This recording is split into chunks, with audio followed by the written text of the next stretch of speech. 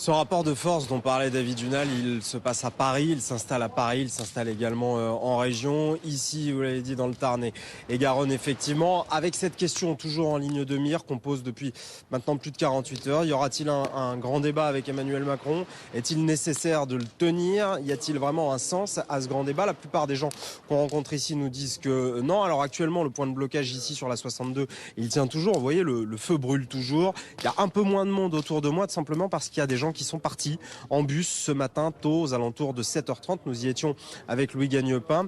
Des gens qui vont aller au salon, participer aux actions à Paris et qui se posent bien évidemment cette question de l'intérêt de ce grand débat. Je vous propose d'écouter Guy, qui a une situation en plus particulière. Il est retraité depuis 1 an et demi ici dans le Tarn et Garonne. C'est un ancien céréalier. Ses 2 fils ont repris son exploitation avec les pires difficultés.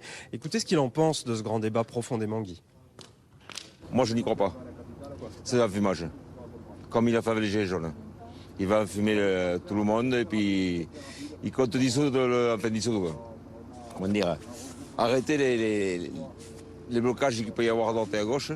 Je pense qu'il n'y arrivera pas. Il y a des mesures qu'il pourrait prendre de suite, des mesures franco-françaises qu'il pourrait prendre de suite. Or, il n'a rien fait jusqu'à maintenant.